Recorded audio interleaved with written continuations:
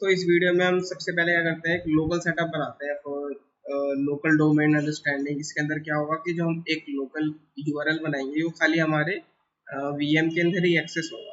उसके बाद हम एक डोमेन मैप करेंगे जो कि कहीं से भी एक्सेस हो जाएगा, बट जो हम पहला प्रैक्टिकल कर रहे हैं लोकल डोमेन वाला वो खाली हमारे वीएम के ही अंदर होगा। इसको याद रखना, ये डोमेन अपना वीएम सर्वर के बाहर एग्जिस्ट करता ही नहीं है। तो सबसे पहले एक अपना लोकल वाला करते हैं। तो फर्स्ट स्टेप क्या होगा, हमें एक फोल्डर बनाना पड़ेगा, एम्प्टी फोल्डर बनाना पड़ेगा हमारा साइट वन लोकल के लिए। तो कमांड होती है अपनी sudo mkdir-p var www। उसके अंदर हम साइट नेम डाल देते हैं साइट वन डॉट लोकल। ठीक है, अब इस सिंपली हमने एक फाइल बना दी।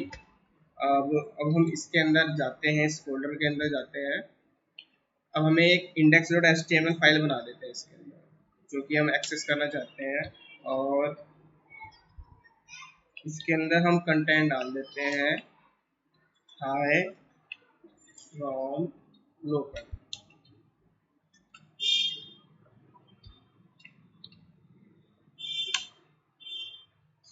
और इसके लिए हमें एक sudo की एक्सेस लगेगी।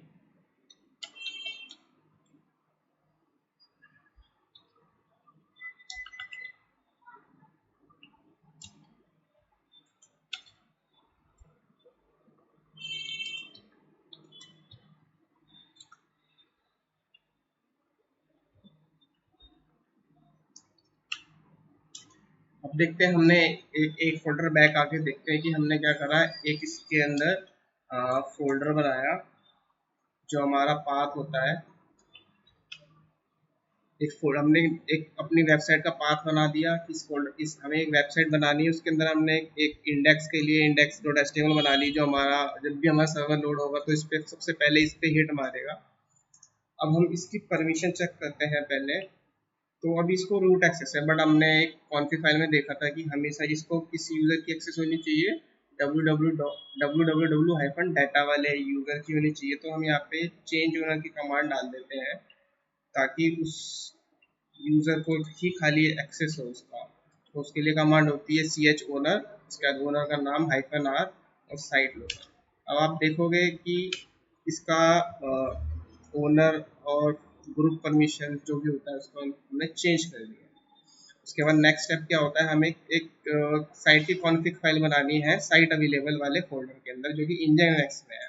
तो सबसे पहले जाते हैं nginx में, उसके बाद साइट अवेलेबल वाले फोल्डर में जाते हैं। अब यहाँ पे हम बनाएंगे vi site one dot local वाले की कॉन्फ़िग फाइल बनाएंगे। तो कॉन्फ़िग फाइल बनाने के लिए कोई रॉकेट साइंस नहीं चाहिए, हमें खाली एक सर्वर ब्लॉक ऐड करना पड़ता है। तो टाइप करो सर्वर। तो हमने यहाँ पे सर्वर ब्लॉक ऐड कर दिया। अब सिंपली उससे पहले हमें क्या एंटर करना पड़ता है, लिसन 80। मतलब जो हमारा बाय डिफ़ॉल्ट पोर्ट होता है HTTP का, वो 80 पे ही करता है। तो हमने यहाँ पे डाल दिया फर्स्ट स्टेप में लिसन 80। उसके बाद हम डालते हैं सर्वर नेम। अब सर्वर नेम पे अगर हमारे पास कोई अभी डोमेन तो नहीं है, हम लोकल प्रैक्टिस कर रहे हैं, तो हम क्या डालेंगे यहाँ पे साइट वन डॉट लोकल। याद रखना, ये कोलन लगाना जरूरी ही होता है। उसके बाद हम आते हैं रूट ऐड करते हैं। रूट के अंदर हम क्या डालेंगे, जो हमारी नई डायरेक्टरी बनाई है उसका पाथ, हम यहाँ पे इसका पाथ ऐड कर देंगे। उसके बाद हम ऐड करते हैं इंडेक्स ब्लॉक। इंडेक्स ब्लॉक में क्या हम करेंगे, जो हमारा एंट्री फाइल होगी वो हमें ऐड करनी है। फॉर एग्जाम्पल index.html, अगर हमारा PHP होता तो हम यहाँ पे डाल देते index.html। सिंपली इसको कॉपी करके जो हम फाइल बना रहे थे वहाँ पे पेस्ट करनी है, बट अभी पेस्ट नहीं होगी क्योंकि ये भी हमेशा शुरू से ही बनेगी फाइल। तो यहाँ पे सिंपली पेस्ट करके कर दिया हमने एंटर। तो हमने अपनी एक खुद कस्टम फाइल की कॉन्फ़िग फाइल ही बना ली है। अब देखते हैं हमें नेक्स्ट स्टेप क्या करना पड़ेगा, हमें सिबलिंग बनाना पड़ेगा। जो हमारा अवेलेबल साइट की, जो हमने नई साइट बनाएंगे उसका हमें साइट इनेबल में जाके सिबलिंग बनाना पड़ेगा। तो उसके लिए क्या कमांड होती है हमारी -s को सिबलिंग। उसके अंदर हम जो हमने जो फाइल बनाई है उसका पाथ देंगे nginx साइट अवेलेबल।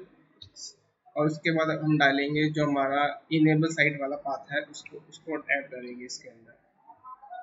अब याद रहे कि हमें पूरा ही पार्ट ऐड करना पड़ेगा। तो जैसे हम एंटर करेंगे, सूडो से रन करते हैं इसको, तो हमारा सिबलिंग बन गया। उसको चेक करने के लिए क्या करते हैं, -r, तो आप देखोगे कि हमारा साइट इनेबल में भी ये वाला तो फाइल बन मतलब एक सिबलिंग बन गया है जो कि अवेलेबल साइट को टारगेट करता है। तो हम जो भी इसमें चेंज करेंगे वो ऑटोमेटिकली इसमें चेंज हो जाएगा। तो अब हमारा नेक्स्ट स्टेप क्या होता है कि जो हमने बनाया है वो सही है कि नहीं है, तो उसके लिए चेक करने की कमांड होती है sudo nginx-t। तो ये क्या करेगा, चेक करता है हमारी जो हमने नई कॉन्फ़िग फाइल बनाई है वो सही है क्या नहीं है। तो ये क्या कह रहा है, ओके सक्सेसफुली टेस्टेड हो गई है। तो अब सिंपली क्या करेंगे, अपने nginx को हम रीलोड कर देंगे। तो कमांड होती है sudo service nginx reload। जैसे एंटर मारोगे अपना nginx रीलोड हो गया, उसने सारी कॉन्फ़िग फाइल एक्सेप्ट कर ली। उसके बाद हमारा अब ये लोकल टेस्टिंग के लिए होगा। तो हमें अपना जो हमने ये डोमेन बनाया था अपना, कहाँ गया ये वाला, तो उसको क्या करते हैं, मैन्युअली ऐड करना पड़ेगा हमें इस लोकेशन पे, जो हमारी लोकेशन है ये वाली /stt/#host। क्या करते हैं, sudo vi host। इसके अंदर हम क्या करेंगे, मैन्युअली एंट्री कर देते हैं जो हमने साइट का नाम बनाया था, site1 लोकल। उसके बाद हमें इसके अंदर जो हमें ऐड करना पड़ेगा वो अपना डोमेन ऐड करना पड़ेगा, मतलब जो अपना पब्लिक एड्रेस है ना वो हम ऐड कर देते हैं यहाँ पे। तो सिंपली हमने यहाँ पे ऐड कर दिया अपना साइट का, साइट जो हमने बनाई थी वो मैप कर दी। अब हम करते हैं कल का मतलब हम इसको हिट करके देखते हैं site1 लोकल। तो आप देख रहे हो ये हमें फाइल हमें फेंक दी इसने, हाई फ्रॉम लोकल। तो उसका मतलब अपनी ये साइट वर्क कर रही है, बट ये हमारी इंटरनली ही वर्क करेगी। अब नेक्स्ट वीडियो में हम देखते हैं कि अगर हमें रियल लाइफ में अगर किसी डोमेन को मैप करना पड़ेगा जो कि कहीं से भी एक्सेसिबल हो, तो उसके लिए क्या क्या स्टेप फॉलो करते हैं।